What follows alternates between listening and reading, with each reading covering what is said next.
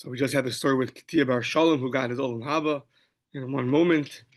So now the last line and a half. Antoninus Shimshei the Rebbe. So Antoninus was, as we saw, served Rebbe. He gave him food and drink. He learned Torah from him as a bed stool for him. And Adarkan Shimshei the Rav. So Rav, the great Amora Rav, he also had a non-Jewish person who was serving him. Now, Kishachiv Antoninus, when Antoninus died, Amar Rebbe. So Rebbe said in the Sparda Chavila, they had this tight bond together, Rebbe and Antoninus. And now that Antoninus died, the rope has, so to speak, been unraveled. Kishachiv Adarkan, when Adarkan died, Amar Rav in the Sparda Chavila. Apparently, he was very close to Rav, similar to Antoninus being close to Rebbe. So Rashi says that the love between each of these pairs was so great that their niskasher nefesh benefesh, their souls were bound together. Interesting.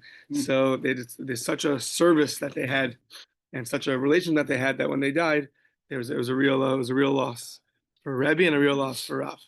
Was he Jewish? No. Okay. No. I didn't think so. No. I'm getting Yeah. Some say it's Marcus Aurelius. Some say there's a footnote about it in the beginning. So Unculus. Okay. So now Unculus the Ger. So Unculus Bar Clonimus Igayer. He converted. Now the Caesar sounds like he sent a troop after him. I don't know if it was to kill him, I don't know if it was to capture him, but he sent them to go bring him. Shadar Kaisar Gunda de Romaya Basrei, a Roman legion after him to go bring him back to the Caesar. What happened? Mashchinu Bikroy and Igayer. He got them so involved in different verses. He brought them so many different verses. They were so intrigued by him. They also converted. So the Caesar tried again. Hadar Shadar Gunda. He went to send his legion to Romaya. 11a, 4 lines down. Yeah, great. Okay. So Hadar Shadar Gunda de Romaya. Achrina Basrei. Amar Lahu, he said to them, so the Caesar warned them, don't say anything. Lo Tamer lay velo midi. Just keep your mouth shut. Because last guys that went converted. So Kiavu Shakli Va'azli. So when they went, so Amar Lahu, so now Unculus, interestingly, he starts off, he said, let me tell you something. I'll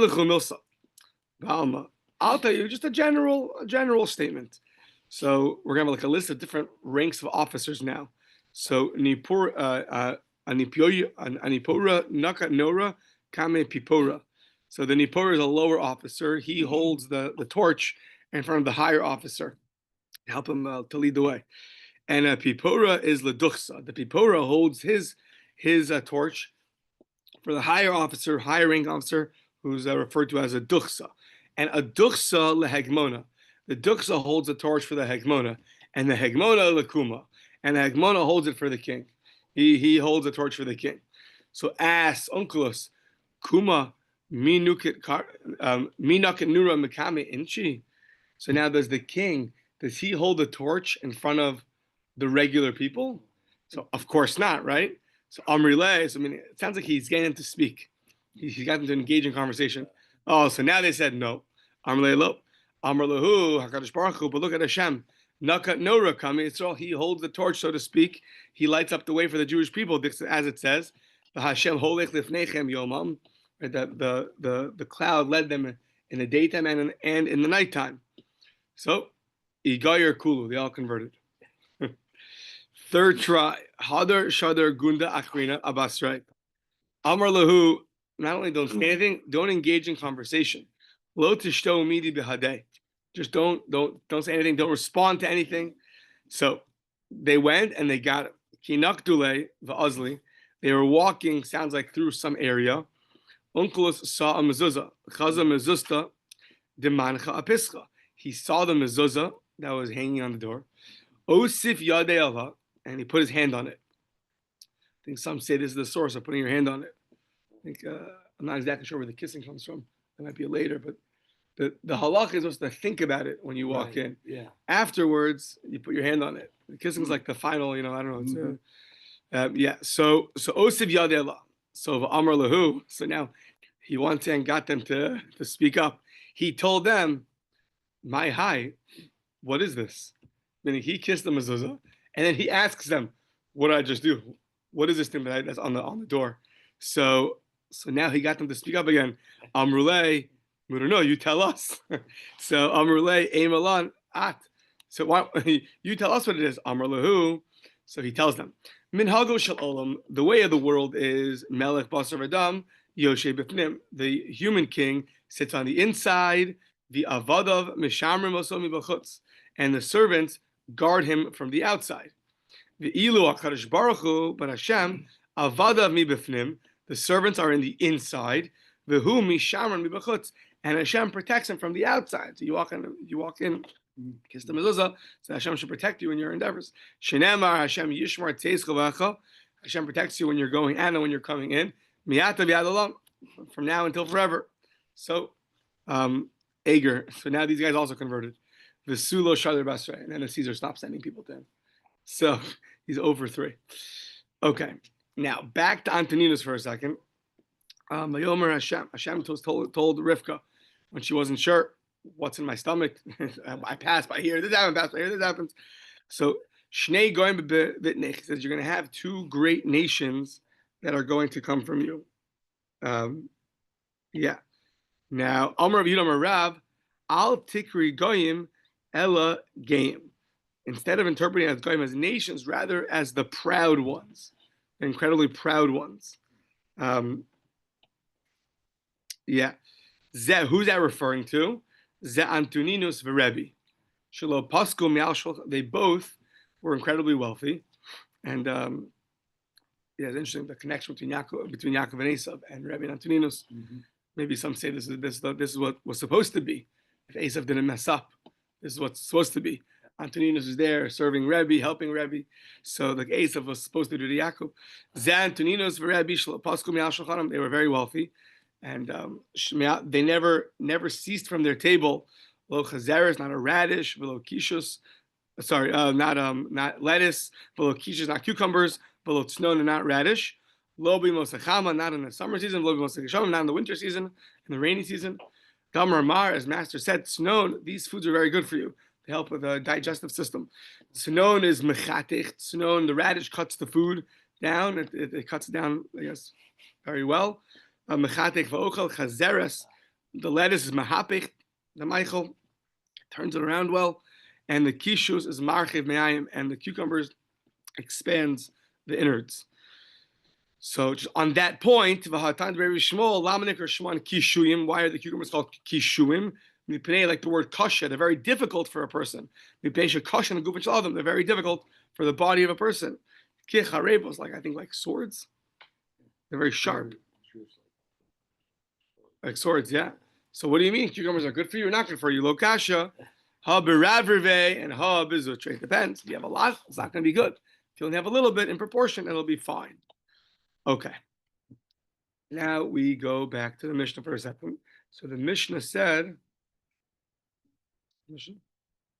the Mishnah said that one of the holidays where they would serve idols is the day the king was born and the day the king died. That was what Rav Meir said.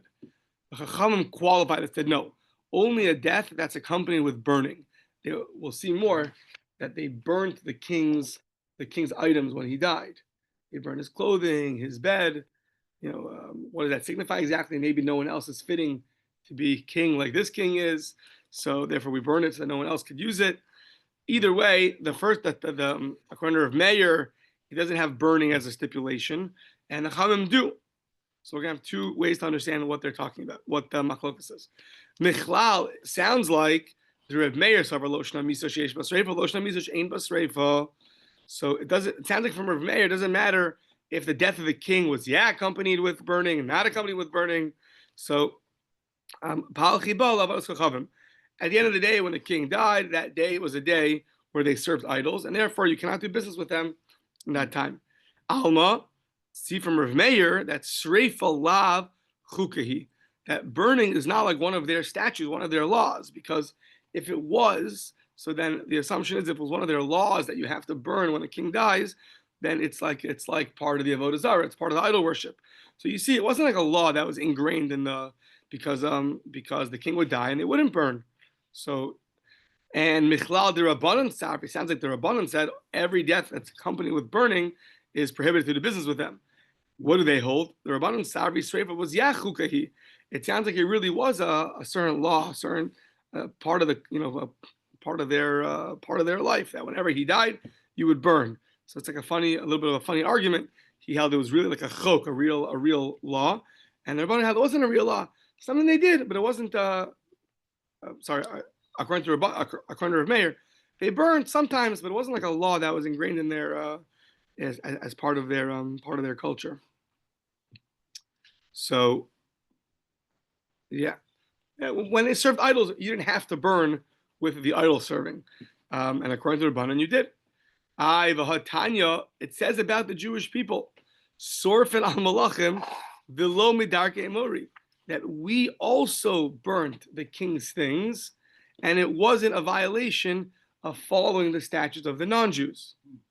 Now, v'ich chukahi, if it was a real law that they would have, that whenever the king died, you'd have to burn. So, anan heichan sarfinon, how can we burn? V'aksiv ubechu kosehem lo selechu. You cannot follow in the ways of the non-Jews. You can't follow their laws. So obviously it can't be that it was a real chok, a real law, because then we would not be able to do it. Now it's interesting. There are other problems with a Jew just going and burning his clothing. For example, there's a problem called bal tashchis. You can't take and destroy clothing. So you can't destroy any items, really. Learned out from the pasuk of destroying a tree. But it's not just to a tree. So certain Hasidic groups have a custom to burn certain things by Lag BaOmer, and the bonfires. So there's a different response that ran back and forth about this. A problem about Tashkas. So Tosfos asks here about Bal Tashkas, but he says because when the Jews burnt for the king, it was a certain honor to the king. So therefore, there's no problem of Bal Tashkas, because it was done for the honor of the king. It wasn't done for any other reason. Okay, but what do you see? It's obviously it wasn't a law of theirs, because then how could we do it? If it was their laws, then we'd be following their laws. Ella the Kulam, both the Rabban and both are Meir hold the Kulam Sheva Lav Chukahi. It's not one of their laws. It's not a statute of theirs. So what is it? What's the argument? Eli Chashivusahi. It's something important that they did. The Hacha b'Hakamiflaki, and this is what the Rabbanon and Rav Meir argue about. Rav Meir savar lo shna misa sheyesh basreifa. Rav Meir said it doesn't matter if the death had with it burning, v'lo shna misa she'ein basreifa, or the death didn't have burning. At the end, they palchu ba lavos chavim, meaning the burning wasn't essential to their idol worship.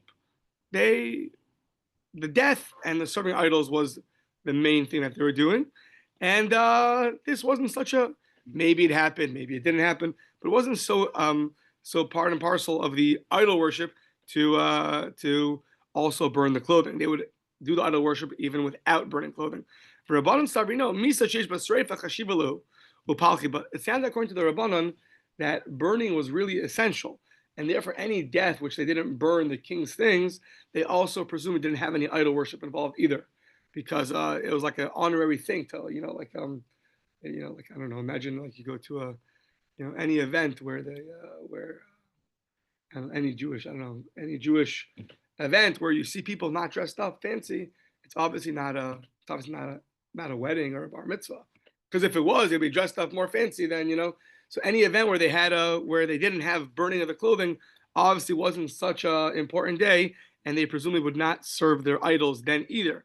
And any day which they did burn their clothing, so then that would obviously be a sign that it was a very special day, and therefore they would serve idols on that day.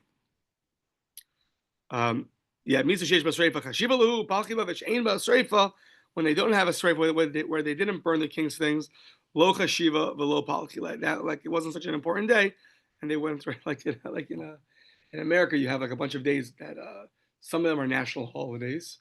Mm-hmm. So what happens? You have off of work, right? Some they're days, but they're not like everyone still goes to work. There's no airplane ceremonies, and there's no festivals, and there's no So the machlokas or man is how important was the burning, to the idol worship. According to Rav Meir, it was not so important, And according to the Rabbanan, it was a sign that it was a very important day, and therefore any death which was accompanied with burning, you knew that there was idols there. But if the death was not accompanied with burning, then that was not a sign that they had idols there. So in the middle, we mentioned that the Jews would also burn the king's things. So Gufa, let's go back to that for a second. Sorfin al Malachim, they would burn for their kings also the Eino Mishum Darchei Emori, and there wouldn't be a problem of following the ways of the non-Jews.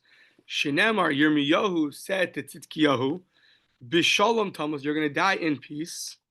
And then it says, and you're also going to have the same burning like your fathers, like the other kings had. So we see that there was burnings even by the Jews, that they would take their things and burn them.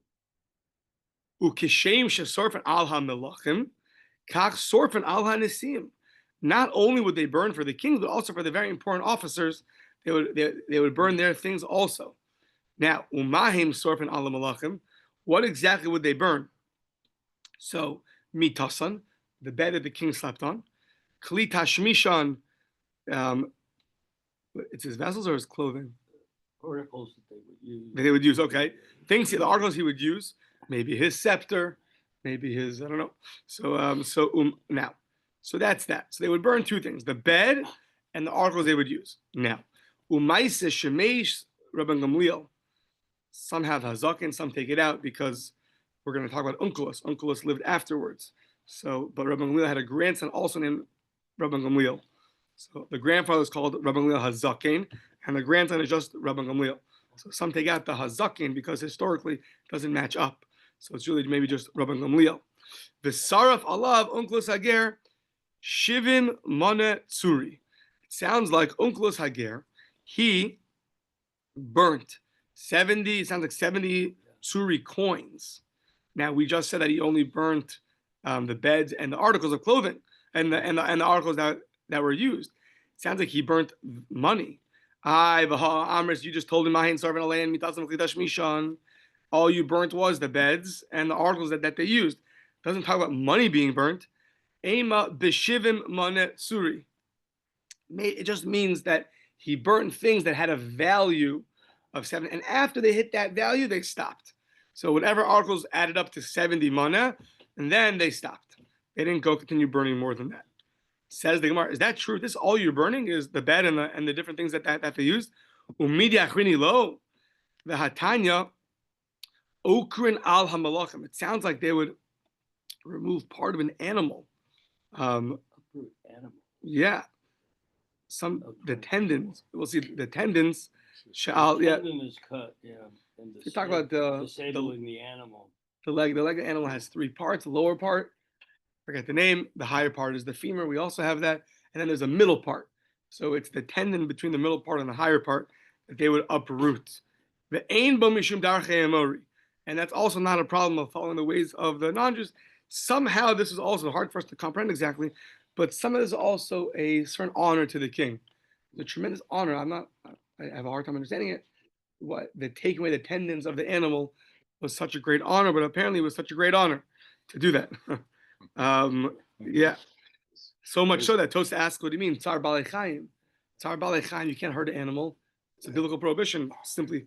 But he said it was such a great honor to the king and to the whole Jewish people that even trumps the prohibition of Tsar Balei Chaim, of hurting an animal. Yeah, what is it? There's some interesting stuff in the Gemara. Yeah. But isn't this there's also like historic a little bit. No, like this, unlike where you cut a chicken in half and you put it on your forehead to get rid of it getting sick, something like that. Oh, that's in brachos. The chicken leg. So Tanya Okra Amalachim Enosh Darchei Emori.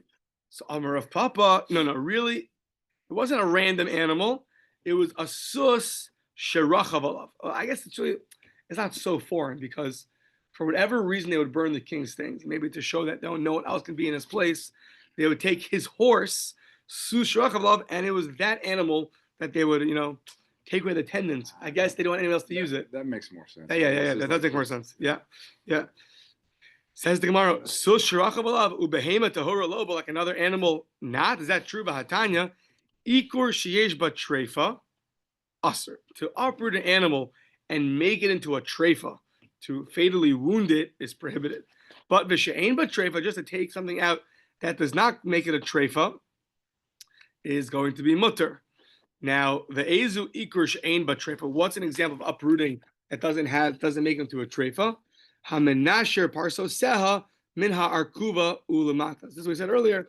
The three parts of the leg of the animal. So from the middle part and down, not the femur part, but below that, you remove those tendons. So that's They say hoof. right. Right to the- I'm by the or something right part. above Yeah. the hoof. Yeah. So ulamata. So what do you see? Sounds like any animal you could do. Targum papa. No. It's only an animal ba'agala hamosheches bekarim. It's the animal that pulls the king. It's the horse in the wagon, the one that pulls the wagon. So I guess it wasn't any random animal. It was once again, it was some kind of honor to the king that he was so special that no one else can sleep in his bed, no one else can use a scepter, no one else could be pulled by the same animal, no one else could ride that horse. Yeah. Okay. Another day that would be a day of idol worship would be their haircut day. They'd have these long, they would grow out their hairs in these ponytails, and they would. So the mission is a little bit cryptic, not surprisingly. So it says Yom Tiglachas Zikno, the day they would cut the beard, Ubler Riaso, and the day that they would cut their hair. Now, the assumption is that both those didn't happen in one day. They didn't do it at the same time. So to that, the Gemara says, Ibailahu, Heichi Katani, Yom Tiglacha Zikno Vehanachas Bluryaso, O Dilma Yom Tiglacha Zikno Veha'avaras Bluryaso. So what does it mean? It was the day that they cut their hair and left their ponytail. O Dilma Yom Tiglacha Zikno, and there was another day, I think, Vehavarta Bluryaso, another day of removal of their ponytail.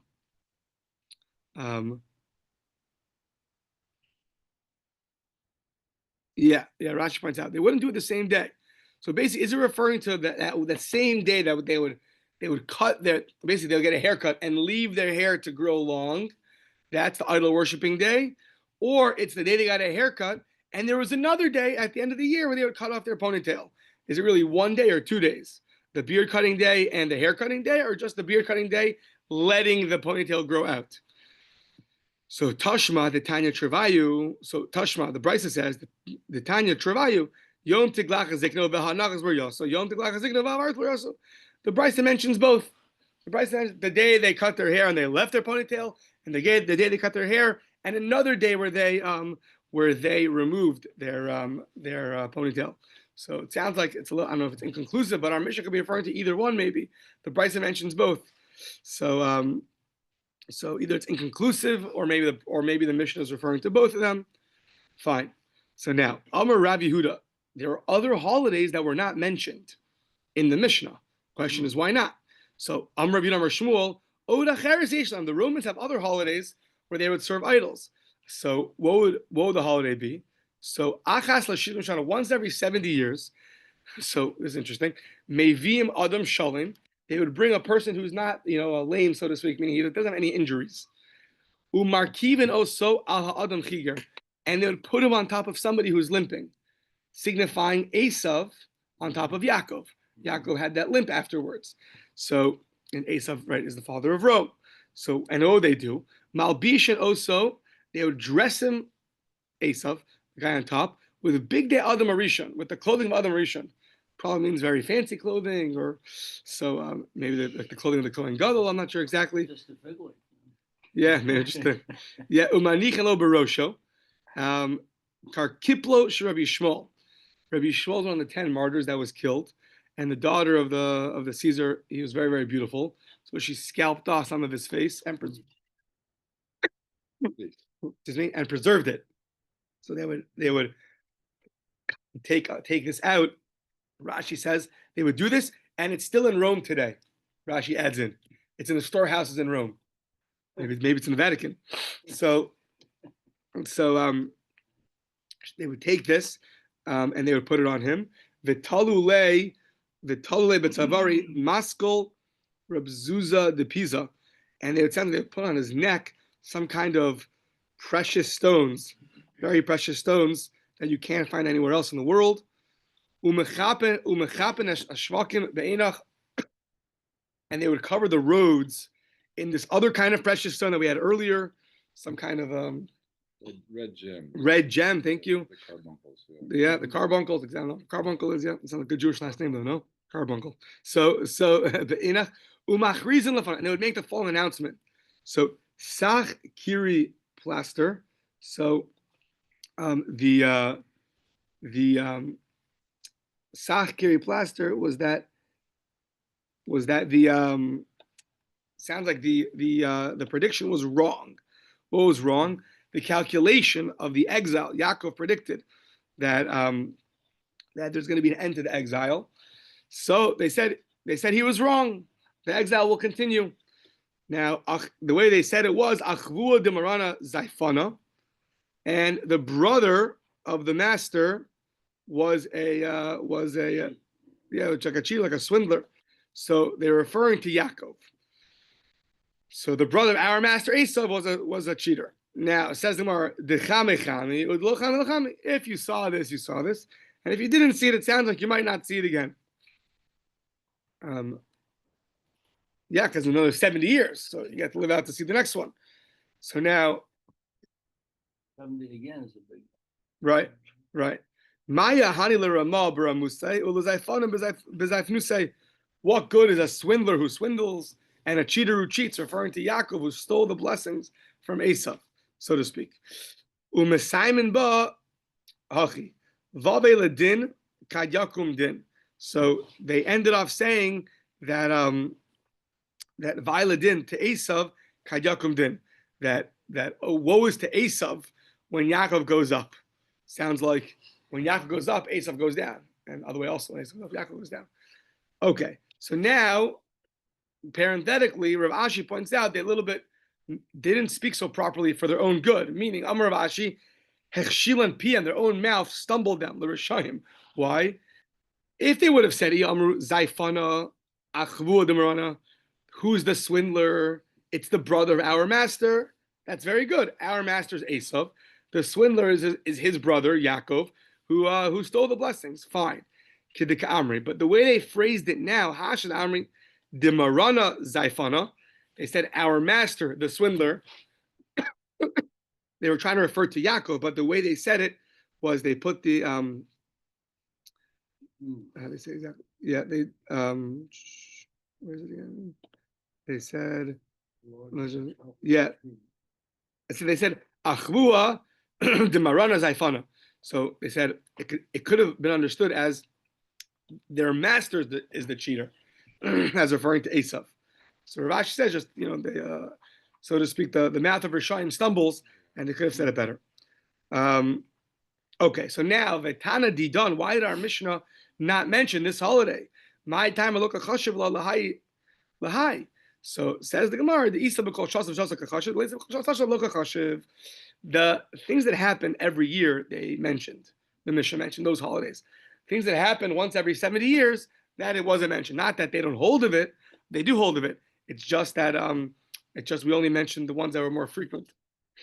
But that would mean that they would have like a real strong Masorah themselves, right? I was saying the same thing. Like have that 70. You see, they were like totally believed the Ace of Yaakov. It wasn't like, some people deny that whole thing, but they were. Yeah, we have Yaakov and Esav. We're Esav. He's Yaakov, and they really believed in it. Yeah, I mean, there's a famous Ramban. When Yaakov went to meet Esav, so the Ramban says that this is a sign that many leaders, that when they went to meet many Jewish leaders that went in our history to meet the Roman generals, they would review Parshas Vayishlach to learn how to deal with them.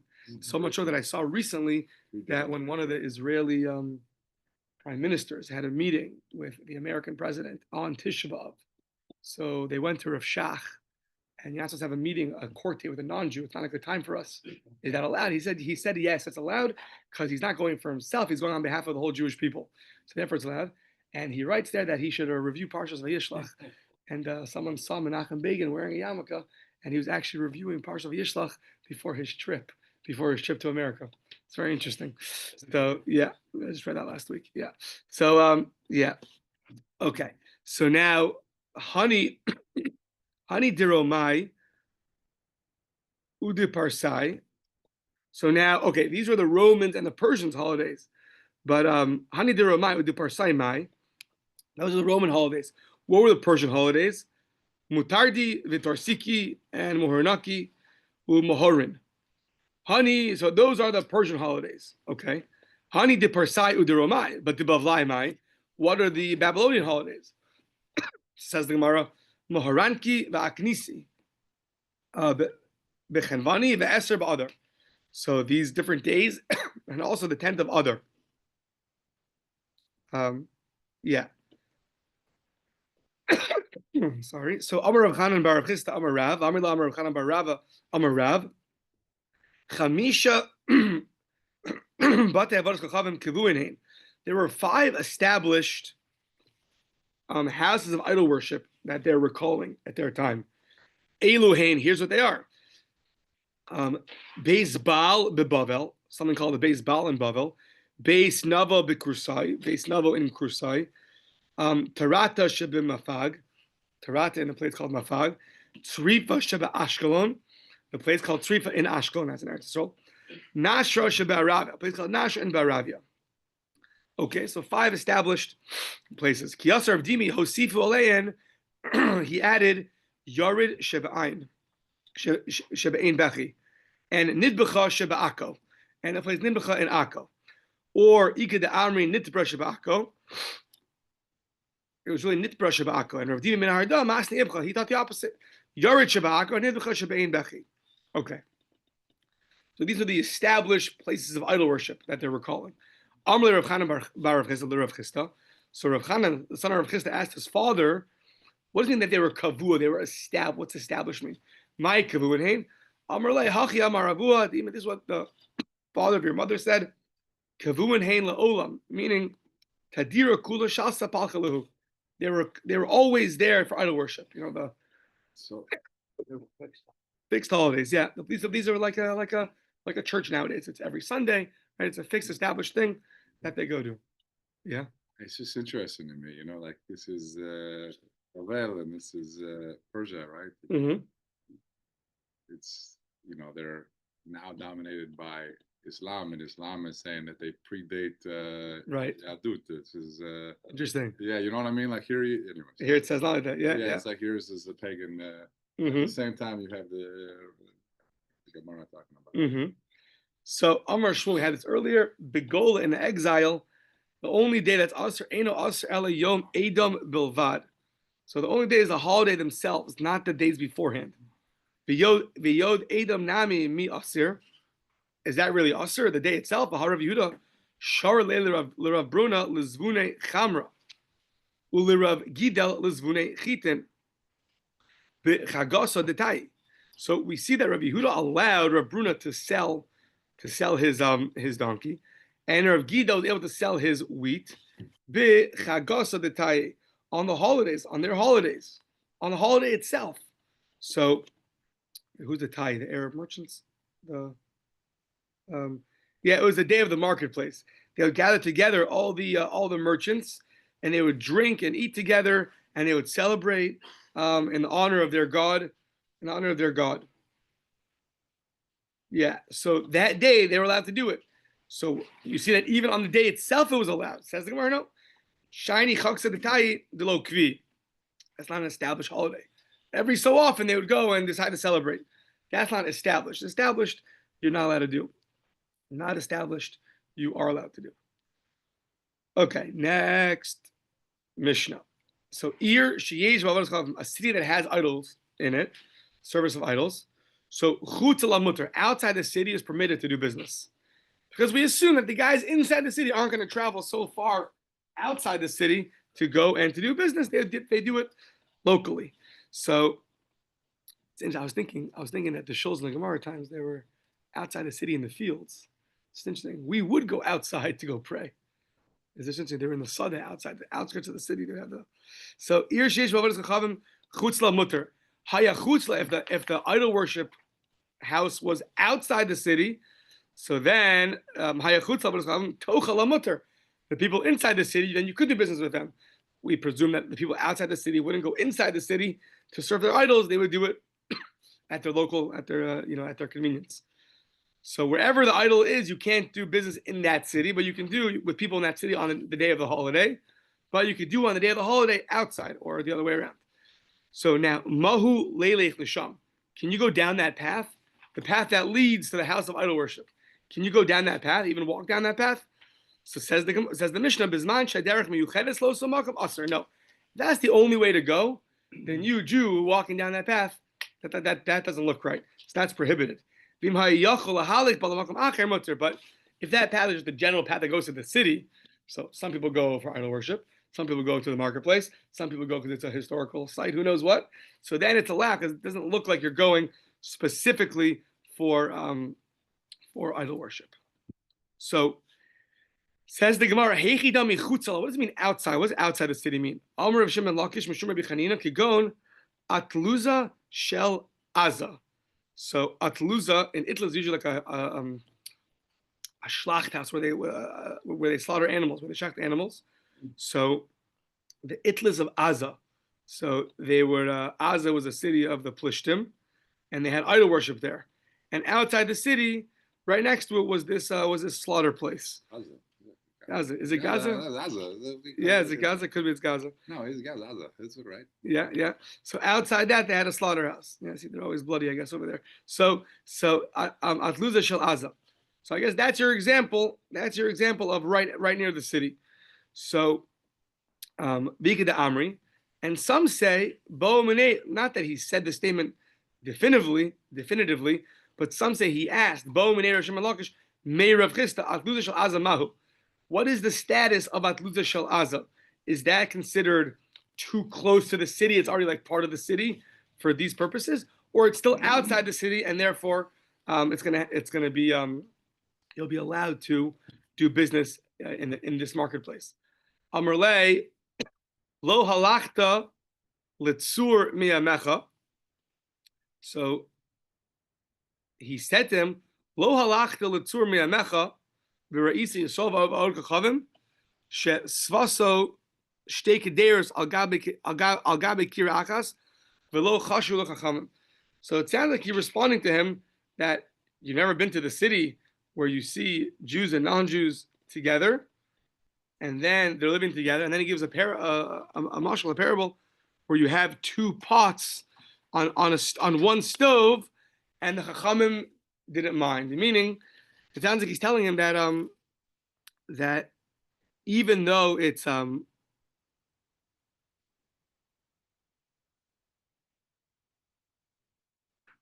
even though you have the city, which is full of idol worship, however, one second.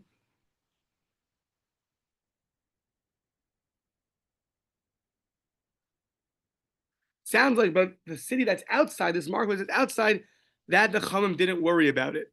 So he asked him, what's the status of this marketplace? So he responded to him in a whole fancy way that basically you never saw a city where you had Jews and non-Jews living together, and both the non-Jew and the Jew put their pots on one stove, and we weren't worried for anything. So it's a way of saying that even though they're very close together, so you know the city is very close to the marketplace, which is outside the city, but still, just like the two pots next to each other, we're not worried about it. So too, these two locations that are very, very much close to each other, we're also not worried about that. So the Chachamim weren't worried about. Therefore, your marketplace, even though the Aza is full of idols, but the marketplace outside is fine to do business on their non-Jewish holiday. So yeah, maybe we'll stop there because this is a new part. Yeah. Again, Aza. There Yeah. you go. You like Here